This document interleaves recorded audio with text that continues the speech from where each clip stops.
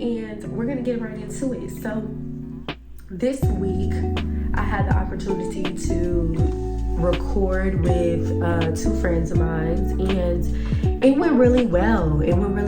I was really shocked at how I knew how to use all this equipment that I just got. But long story short, I didn't put my phone in do not disturb, and I used my iPhone for video. So I got a phone call and it turned the video off. And because I was using my back camera and not my front, I didn't realize that it was off. So we talked for about 2 hours, but I only got 30 minutes of the video. So I'm sad about that because it was good. It was so good. Like we're gonna do it again, but that kind of got the jitters out of just being on camera, because I'm like my worst critic. I'm gonna always tell myself like something is not right.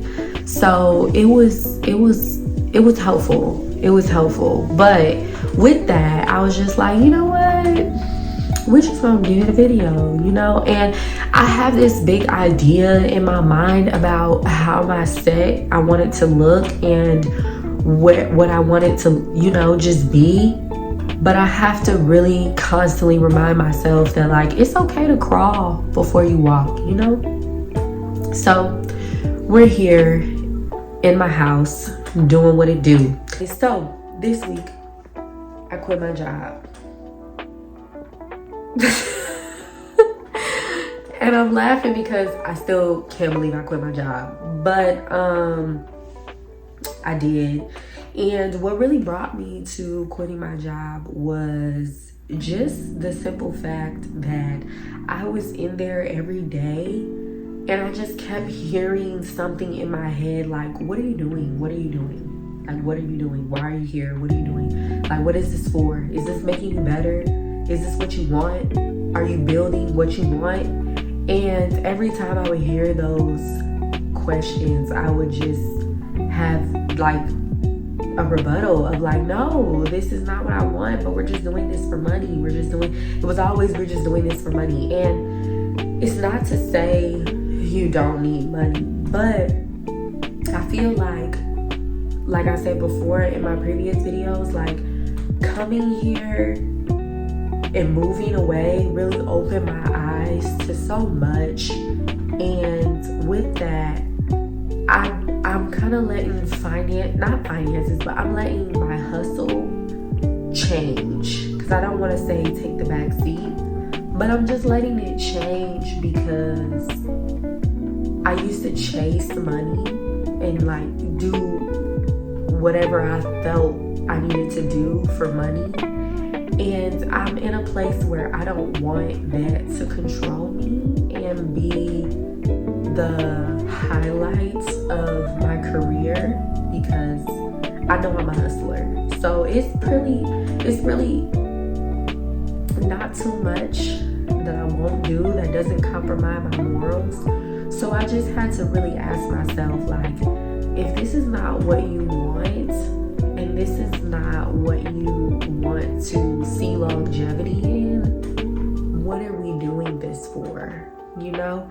And if I could think back on any time in my life where I have committed to something without having the reward instant, I've always performed.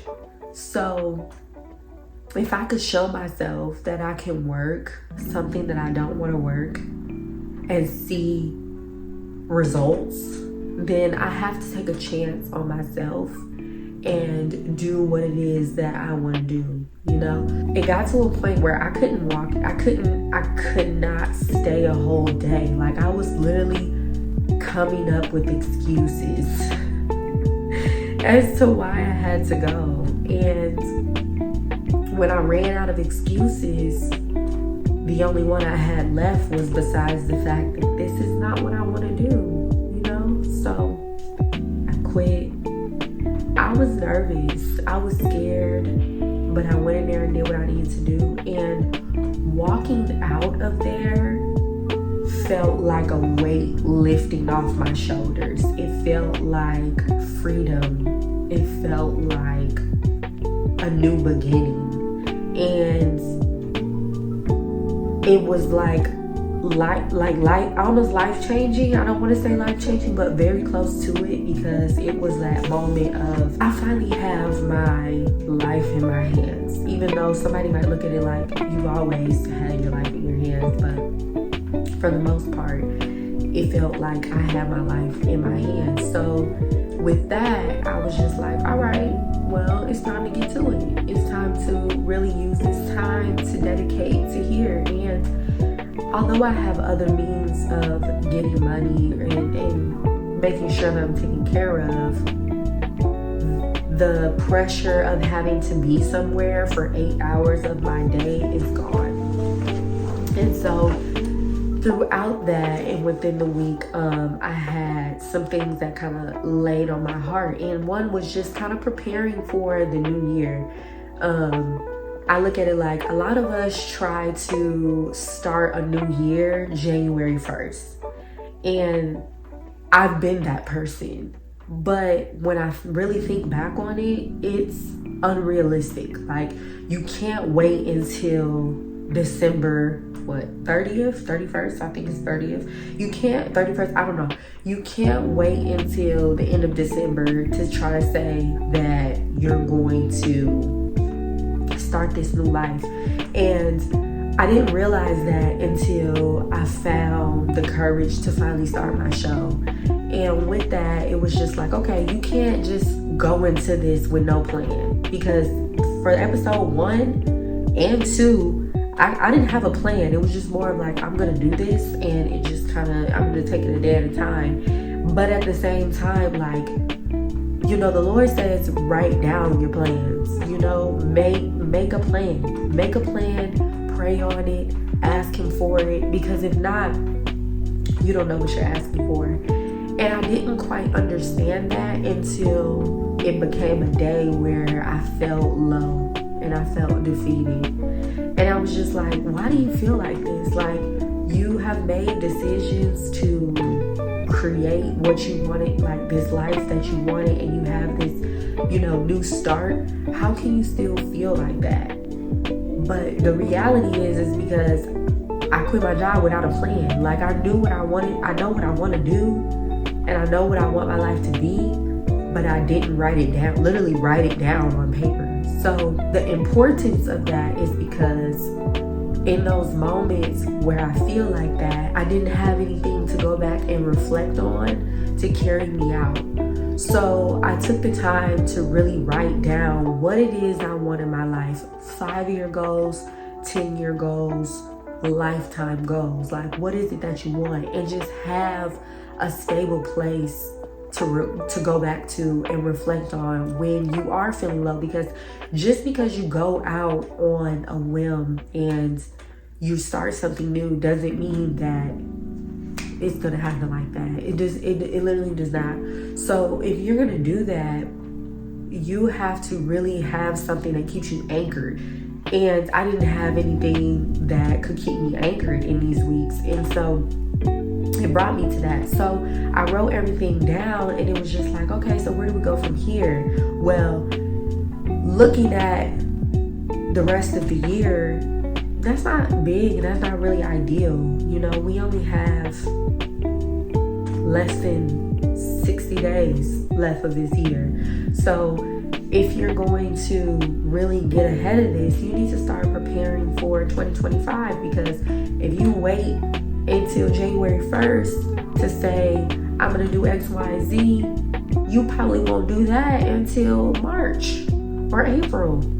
And I know this because I waited till January 31st to be like, oh, I'm going to get in the gym. And each time I said that, I probably didn't get into the gym until March. You know, so I wrote everything down, and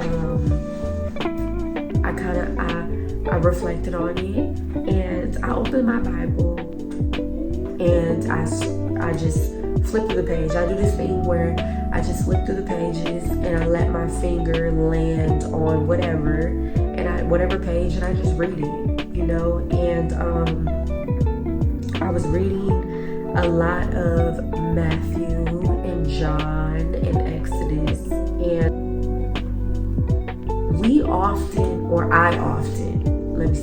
I often make decisions in my life, right? And because God gives us free will, He gives us free will to do whatever we want to do. And I found myself in places like, well, if God loves me, why does He let me make mistakes? Why does He let me make the wrong decisions? And I tried to put a lot of my bad decisions onto God's plan, and that just is backwards as ever. So God gives us free will, right, to make decisions and to do what we want to do down here. We have two choices: to either choose Him or choose what our flesh wants, And I know for me personally, I almost always choose what my flesh wants. Not to be disobedient, but just because I have always lived my life at the thought of feeling my fleshly desires and not even knowing that they are fleshly desires, but whatever I want, I'm gonna get, and I haven't asked God for it. I haven't really prayed on it. I haven't done anything. So He brings us to this crossroad, and we have two decisions.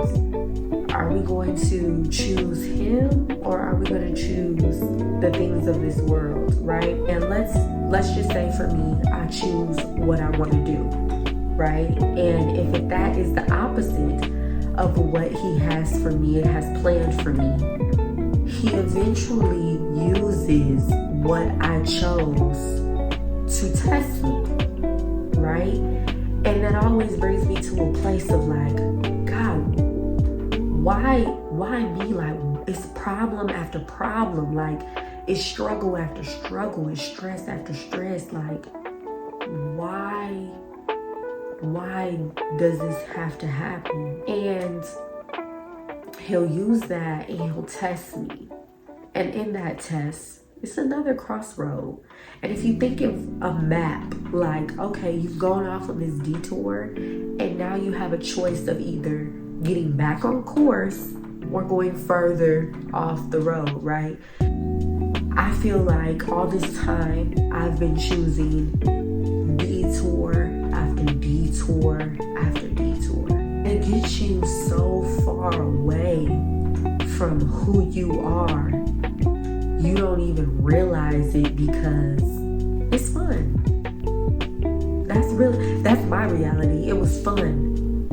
God presents us with a choice of obedience, right? And that's kind of what's big to me right now in my life is obedience, because I always felt like He was telling me at home to quit my job, but I was so wrapped up in the amount of money I was making. I'm just like, I'm a college student. This is what I went to school for. Like, I am reaping what I sowed. But I heard in service that, like, you can be doing the right thing and it still be the wrong thing.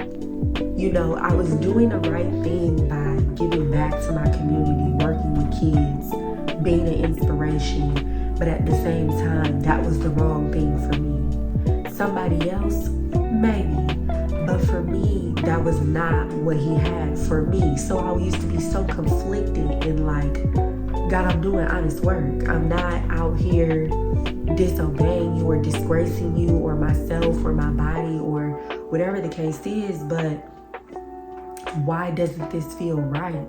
But it just boils down to the fact that it's not for me. It's not what He has for me. And it's not really pulling out the gifts that He put inside me, And so learning that obedience is on us, the outcome is on God. I'm always like, God, I'm down here. Hey, you see me? I'm doing what you asked me to do. I'm doing what you asked me to do. Where is my blessings? You know? And you have to ask yourself, like, are you doing what he asked you to do? Because if not, you're not going to see the results that you want. And so I had to realize, like, although I'm working with kids and I'm doing something that is good, it's not what he asked me to do. And so I have to really lock in prayer and pray on what it is that I want. And I will always say, John 15:7 is probably my favorite scripture, because he literally says, stay with God, stay in the word, study the word and put it on your heart, and whatever you ask for is your desire, right?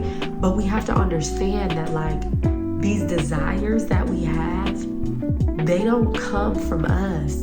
They come from God, because everybody desires whatever they want, but you have to understand how unique yours are in order to really lock in with them, right? With me personally speaking, I can be really anxious. Like, I've never been diagnosed by anyone saying that I have anxiety. I've seen many therapists. I've had therapy before in my life, and no one has ever said, like, I think you have an anxiety disorder or whatever. But I used to often feel like I have an anxiety disorder. But something that kind of touched me this week was, like, anxiety is exaggeration. It's exaggeration of the future.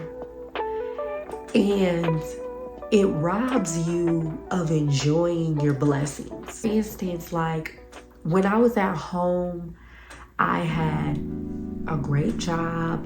I had a great, career. Me and my son were doing our thing, right? But it was so hard for me to enjoy the small things in that moment, because I was so focused on where I wanted to be or where I see myself going. And that made it so difficult to feel grateful, because even when I felt like I needed to have some time to myself, even when I felt like I needed to get out of this relationship, I needed to separate myself, I needed to cut down some bad habits, I was so focused on what that would look like for me that I wasn't able to enjoy the fact that I have a career, I have decent money, I have, food in my stomach, I have a great relationship with my son,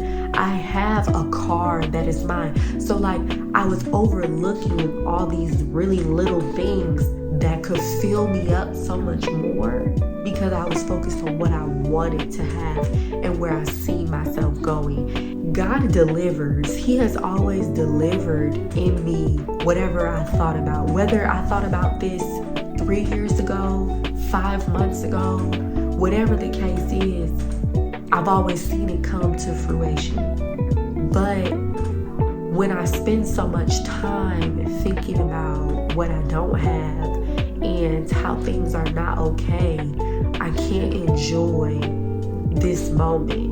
One thing I'm going to recommend for you going into 2025 is just really focus on the blessings that you have and how you can utilize the resources that you already have right now in life. Because we get so stuck on, oh, I want to see myself making this much, I want this car and I want this. But another thing I read, and I'm gonna drop all the scriptures that kind of went into this podcast, but I ran across something and it basically was like, the clothes on your back that make you blessed, like, if you're not wearing the highest fashion, that means you're not blessed. If you're not eating extravagant meals, that means you're not blessed. Because there's people out there who not eating nothing. There's people out there who've been in the same clothes for 2 months, 3 months, 4 months. Like, you mean to tell me you're not blessed because you can't get some Louis Vuitton? You mean you're not blessed because You can't eat crab legs? What? But I understand that because I feel like I'm deserving of so much more. I'm eating this food I cook every day. No, I want a chef.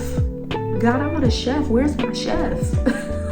You know, if I focus on having a chef, if I focus on wearing these nice clothes, I can't enjoy the beauty of having a stove to turn on. I can't enjoy having the beauty of food in a refrigerator, you know? And so it starts to make you feel so overwhelmed, and it really beats your spirit up to the point where I got to a place where I couldn't put the episode out last week.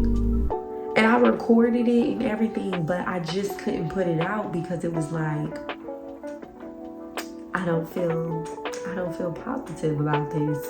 I don't feel like this is good enough for who's watching me. But I'm learning that when you are aligning with your true self and what is for you, who is for you is going to fall in line. One of the biggest tricks of the devil is just, you're not locked in. You're not seeking your higher self. And we'll get into seeking in a second. When you're not seeking your higher self, he will send people and things to you that will add to you, not take from you. They will, or really take from you, but not add positive. You feel me? Like the things that these people add is stress. He will, if he's trying to distract you from your path, he'll send you a person, in my case a guy, that requires so much love and attention. And he knows me. He knows I'm loving. He knows I'm full of attention. He knows that I'm easily distracted. So he'll send me someone that I need to constantly pour into. But I don't realize that this person has holes. So everything I pour into them leaks out. And it's no different from a job. Like, he'll send me a job that on the surface looks amazing, but in all actuality, it doesn't pour back into me. So everything that I give this job just comes right back out the bottom, and nothing is feeling me. But I will continue to do it because I think in myself, oh, I'm doing a good job. I'm doing a good thing. Like, I could be stripping again. I could be outside doing whatever, but I'm doing this, so that's okay. But it goes way deeper. It goes way deeper than that. And I spent so many years of my 20s pouring into people and relationships and careers and hobbies that didn't serve me. And I had to stop and ask myself, what was I doing it for? Because I got to eat good and I got to look good, but I'm still unhappy. I really just had to focus in on that thought of, God is not a God of confusion. He is not going to confuse you at all. When you hear him, it's going to be so loud that it's hard to deny. That is almost it is impossible to deny, or you're going to start driving yourself crazy, really. And I was driving myself crazy, trying to do everything but what I thought he was asking me to do, because it was like, quit my job? No. And this goes back to when I was at home, like, leave my relationship? Why would I do that? I like, what? This is mine. He's mine. He's mine. But when I really think about the relationship, was it really pouring back into me? No. I was giving it so much. But when I would leave the situation, it kept me up at night. It kept me distracted at work. It kept me from doing this. I've had my laptop and my microphones. I know for over 4 years. And I never put them into use because I was so into pouring into everything else, expecting it to give back to me. Because that's all I can see. Flesh. That's what I can see. But that's the thing about faith, right? You have to have faith in God. You can't have faith in yourself. You can't have faith in the things that you can see. You have to have faith in the things you cannot see. You have to trust without sight in order for the impossible to happen. And going back to seeking God, like when you seek God, okay, so listen. For instance, I think about this all the time. I tell my baby in the morning, go put your shoes on. Go put your Crocs on. And he goes in the room and he's like, I don't see the Crocs. And he comes back, Mommy, where? And I'm like, go to your room, look in your closet where I left them, and get your Crocs. And he's like, okay. And he goes in his room. Within 2 minutes, he's back in my room. No shoes on. And now he's playing with a toy. And I'm like, bro, I said, go get your Crocs. Go put your shoes on. It's time to go. Okay. Goes back in the room. Mommy, I don't see my Crocs. I'm getting frustrated because I know I left them Crocs right there in the closet. You feel me? I know that I left them right there. So now I grab him by the hand, take him in the room, show him the Crocs. They're right there. He puts them on his feet, right? That's me. I'm his mom. That's what I'm meant to do. I'm meant to give him those fleshly examples of what it looks like for someone to guide you. And I'm building the path for this right here. For instance, he says, when you come home and you're ready to eat your dinner, right? And you need to watch TV while you're eating your dinner. And you sit down, you get comfortable, your food is all ready, and you look around and you don't see the remote. And so now you're looking for the remote. You call your kids in there, you call whoever lives with you. Where's the remote? Have you seen the remote? Nobody's seen the remote. Nobody knows where it is. You're just kind of like, the remote ain't got legs. Where did the remote go? You feel me? And so now you have moved your plate to the whole other side of the room because you are flipping cushions out. You're lifting up things. You're underneath the couch. You didn't turn the flashlight on your phone. You are tearing the house up trying to find the remote, right? You find it. Now you can finally sit down and enjoy your dinner. And that's the difference between looking and seeking. See, when we're looking for something, it could be right there in front of us, but we ain't really paying attention. And we're hoping that God comes, like I do for my son. God comes and grabs our hand and brings us right to it. God don't do that. Because if he did that, just like our kids, we'll take it for granted. And next time we tell them to go look for something, what do? Do the same thing over and over, right? It's not until we don't get up and help them and make them look for it that they finally learn the importance of putting that remote back where you can find it. And it's no different from when we're looking for it. We didn't just sit there and say, okay, I can't find the remote, so I'm just gonna eat my dinner in silence. No, we want that remote and that entertainment so bad, we'll turn the house upside down for our remote. And then once we get it, we can enjoy this blessing of a meal that we have. It's no different when we seek God or we seek our purpose in God. We can't keep asking God to come grab us by the hand and draw us to what it is that we need to do. Because if so, we'll continue to take his love and grace for granted.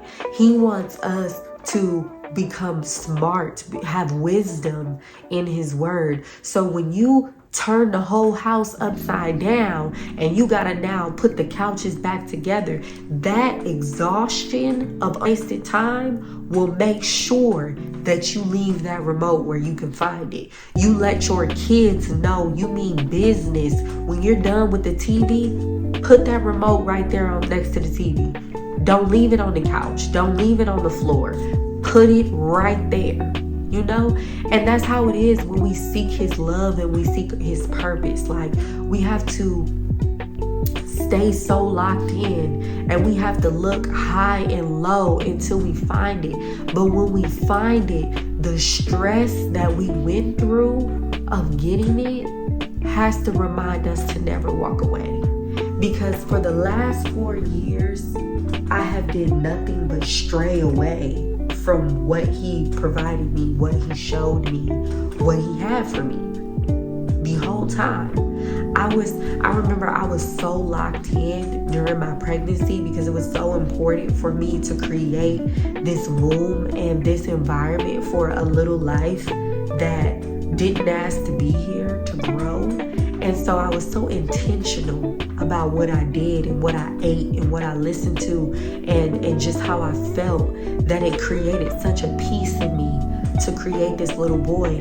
And then the second he came out, I forgot everything that he had done for me, because it was like in my mind, the hard work was over. But really, it had just begun. And I spent 4 years feeding my flesh, feeding a relationship that I wanted to work so bad that wasn't for me, feeding a career that I wanted so bad that didn't work for me or wasn't my purpose. I fed all of that so much that it brought me so far away till I got to this point of doubt, anxiety, confusion, restlessness, like defeat, you know? Looking back on that, I never want to get to a place like that again. But he needed those examples again to help me. He will use our decisions to bring us to him, because sometimes we don't have enough. We could go through something that could have cost us our life, and we'll still turn around and do it again, because we think in our mind we made it back home safe. You know, I made it back home safe after that close call. I got myself out that situation that was a close call. I'm the one who saved my own tail. No, it wasn't. It wasn't. It was God's purpose. Because if I was the one that made those decisions, I was the one that got me out of that, why would I be the one to put myself right back in it? That don't make no sense. And we often think that because we grow in age, that means we're mature. Baby, you can be so old and be immature, emotionally immature, just immature. No obedience. No obedience whatsoever. That you'll forget who you are. You'll forget who you are. So with moving forward into the new year, I just want to focus on what God has for me. One, controlling my anxiety, you know, and realigning my priorities, really, because my screen time is high. And it's not high because I'm creating these videos. It's high because I'm so shameful of what I did and what I've been through that I spend time scrolling, either looking for a laugh or looking for a post that validates how I feel, that I just get so deep into a rabbit hole, and before you know it, 3 hours of my time has went by, and I'm sitting here wondering, how will I have the time to make a video? How will I have a time to, you know, create this show that I want to create? How will I have the time to write? The time is right there. Your priorities are messed up. And the reality of aligning your priorities is so deep and hurtful. Like I said in my last video, God gets ugly. God gets so ugly when he's ready to show us who we are, when he's ready to deliver us from being blind, it gets ugly. Like the story I was telling you about the blind man. And again, I'm new to reading my Bible, so I don't know it by heart. And I'm gonna drop all the scriptures in the chapter. But the blind man who took from the city. He took the blind man from the city, spit in both of his eyes. He spit in both of his eyes, and then he asked him, "What do you see?" The man said he see people walking around like trees. Mind you, they're in solitude. There's nobody around. But he says he sees people walking around like trees. God then touches him. And when he touches him, he says, "What do you see now?" The man says his vision was completely healed. Now you can look at it for face value, but to me, that feels like when God is about to restore your vision, because in order for that man to know what trees and people look like and be able to correlate the two, he obviously had vision at some point in time. So if he could spit in your eyes, and this time, that's disrespectful. Somebody spit in my face? Come on now. It's not going down. So if God is spitting in my face, that means the healing that he's about to do is about to be so disrespectful and so ugly that I'm about to lose my pride. Because to let somebody spit in your face and not go off, you gotta be prideless. You have to be, you know? So he's going to spit in it, and he's only going to give me a glimpse of what it looks like to see.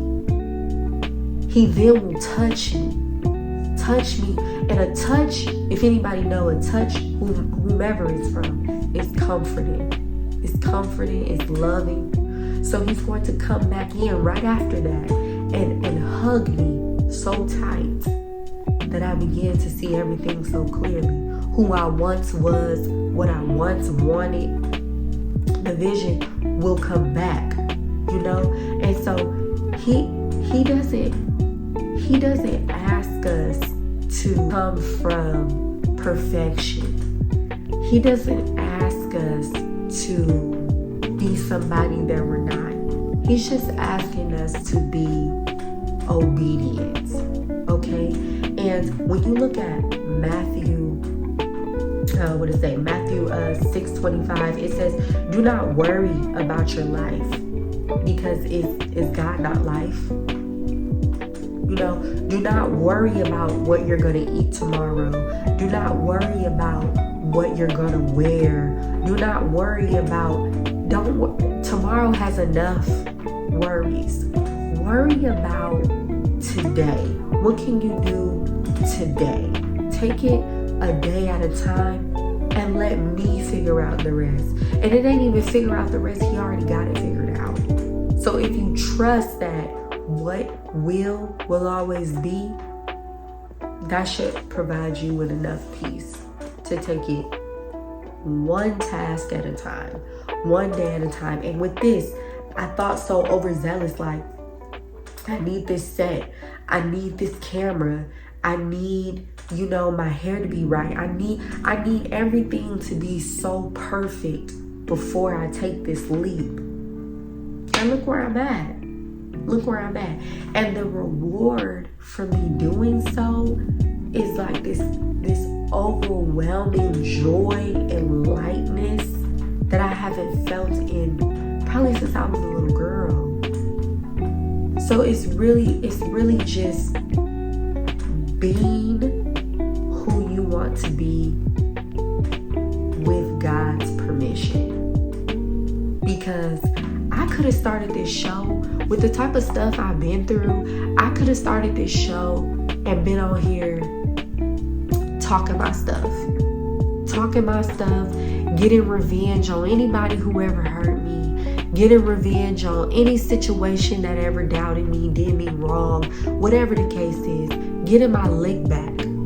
That's not what he gave me this gift for. He didn't give me the gift of knowing my way with words, liking to talk, liking to inspire others, being in front of a camera. He didn't give me this gift to hurt people. He didn't give me this gift to portray myself as a victim. He didn't give me this gift to make me feel like the world is against me. He didn't give me this for that. He did not. It was to inspire people to move forward, to inspire people to keep their eyes locked on him, their heart locked on him. So if I go into this thinking that it's about to be that, I won't get far. I won't get far. And for years, I tried it to be a podcast about relationships, a podcast about family dynamics and just hurt and things like that. But when that's the focus, I ain't gonna get nowhere. I'm gonna be a hot mess. I'll be a hot mess on this camera if that was the case, So I have to keep in mind that I'm here to inspire people. I'm here to free people along with myself. And if I can pray on it, read his word, and heal myself, allow him to heal me, everything will fall in line. Because I'm not losing sleep over this for no reason. I haven't quit my job over this for no reason. And you have to understand that comparison is really the thief of joy. When you compare your path to others, you rob yourself of the beauty of your own blessing. Because I look at other people like, well, they're doing this and they made it, or this happened to them and they're doing okay. Like, why isn't that for me? You can't do that. You literally can't do that. You can't look left or right. And I know we kind of often compare life to driving. What's in front of us and behind us is probably the most important. The side parts come into play when people and things start to come in your life and fill your plate up.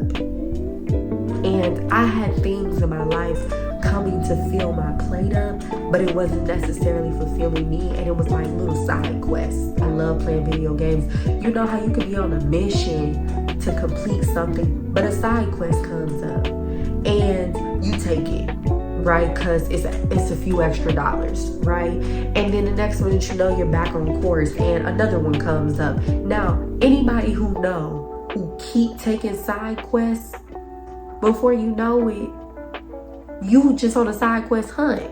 And it took you 5 months to complete this level. Some side quests are beneficial, some knock you off course, but it doesn't mean take every last side quest that is presented to you, because anybody who know, each side quest is worth money. Each side quest is worth an advancement in skill.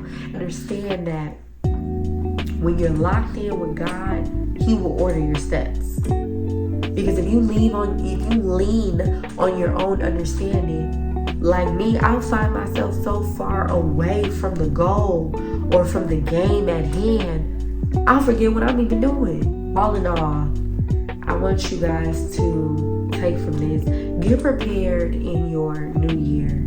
Get prepared right now for what it is that you want in 2025. And remember, when you are not walking by faith, your anxiety is high. That's not a good place to be. Worrying about the outcome, worrying about what the future would be. The time is now. The day is now. So getting ready for what 2025 has for you. Release your anxiety. Get your priorities straight. If you gotta cut off a friend, a family, and I don't mean cut off like never talk to them again, but if you need to create some distance between you and a person or a hobby or whatever, do it. Just do it. If they truly love you, they gonna be there. They gonna always be there. You don't owe nobody anything but God and yourself. Take some time away from these people. Take some time away from behaviors and habits that are not serving you. Get your priorities together.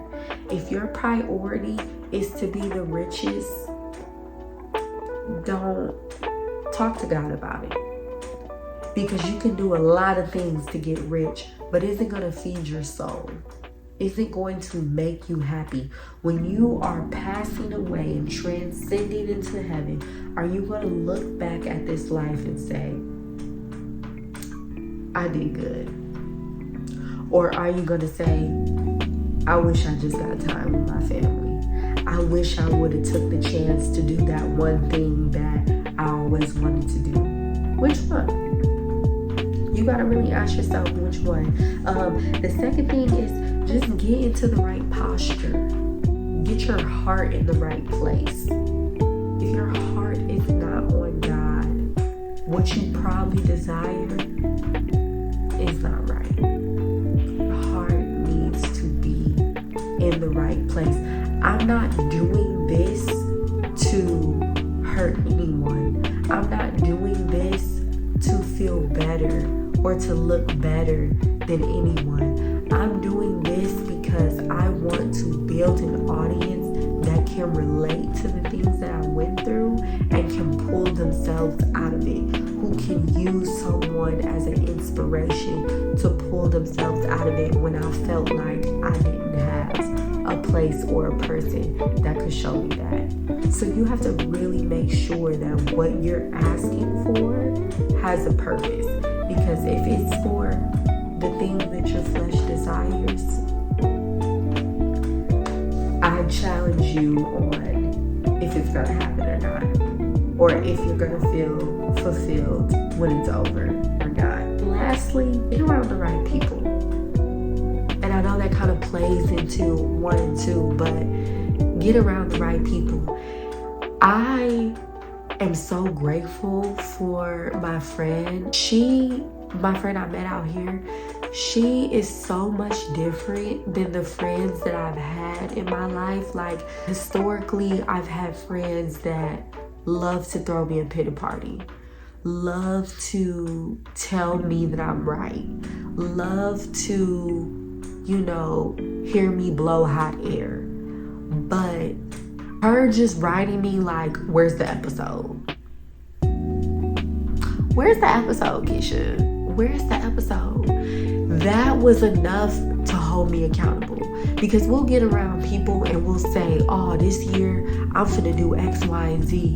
This year I'm about to get in the gym. This year I'm about to start this business. This year I'm finna go travel to this place. But when we don't hang around people who genuinely want the best for us and that are locked in as well, they'll forget about whatever you said. And it's easy for you to forget about what you said. So that when you fall short, it's okay because nobody knew you really wanted that. Nobody knew that you actually wanted to do that. So it's nobody there to hold you accountable. And we're crazy thinking that all the power comes from us to keep us locked in. It doesn't. God sends us the right people for the right reasons. So her telling me, where's the episode? I'm waiting for the episode. Or even just my other friends letting me know that what I'm saying is hitting home for them is enough for me to keep going, because there are days where I'm just like, this is not right. I'm not doing what I'm supposed to be doing. What am I like? I could quit right now. Nobody's gonna care. But because I shared it with a person that believes in me as well and believes in herself, she's able to hold me accountable. So now it's kind of like, well, I don't want to look like I'm not a woman of my word. I don't want to look like I'm not determined. I don't want to look like a quitter. I don't want this for myself. So it's the motivation to get up and record and do what I need to do. And you got to surround yourself with people who are going to hold you accountable, not people who are going to be like, it's okay. We all quit. It's okay. We all say stuff that we ain't going to do. Because, yeah, that's true. But do you know how detrimental that mindset is? When misery loves company. So when you find yourself, we like to think misery looks so bad. It don't. Misery can be a part of anybody, no matter what the respect level is. Misery is real. It doesn't have to look bad. But when you are a quitter and you link up with another quitter, quitting is cool. When you are a procrastinator and you link up with another procrastinator, that's just a normal day in the hood. How are you ever going to grow when everybody around you is telling you, it's okay, try again tomorrow. It's okay, just give it some time. Time come, and some more time come, and some more time come. And before you know it, it's November. I went into this year thinking that I was done with a relationship. I was done with a chapter in my life, and I wasn't around people that held me accountable. I was around people that made it okay for me to continuously fall short. And before you know it, it was August, 8 months into the year, and I'm still dealing with a chapter that I told myself I was done with in December of 23. What are we doing? And it really just boils down to who I surround myself with. Yes, the decision is on me, but if there is people around me telling me that it's okay, I don't feel so bad. But it's how bad I felt, it's how stupid I felt, it's how weak I felt, what pushed me into God, what pushed me into the right people, what is pushing me into the right habits. I gotta stop wasting my time. Gotta stop wasting my time on things that do not align. And it's hurtful because you don't want to see some people get distant. You don't want to let go of some things that might have brought you pleasure, but it's temporary. And one thing about God, He is never temporary. What He has for you is forever. Anything that is instant gratification, anything that is instant joy, anything that is short-lived, it doesn't come from Him. It does not come from Him. So, those are the 3 things that I would encourage you all to do as I am doing to get ready for 2025. Get your priorities straight, get your posture right, your heart right, and be around the right people. Plan out those goals, put them on paper, put them in a place where you can meditate on them, look at them daily, and live your life with intent each and every step of the way. This concludes another episode. Again, I have stories on the way.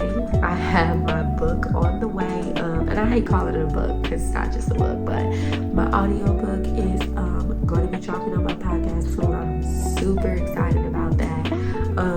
We are going to be back with more video. We're going to do this. Let me know what y'all think, because this was a lot. This was a lot. I'm grateful.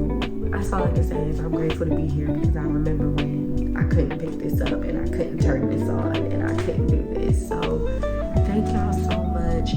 Let me know in the comments what your plans is for 2025, or some things that you've had to cut off, and some places and priorities you had to realign with yourself, and talk to me. My email is always in the description. If you have any testimonies or any stories you want to talk about, make sure you write them to me there.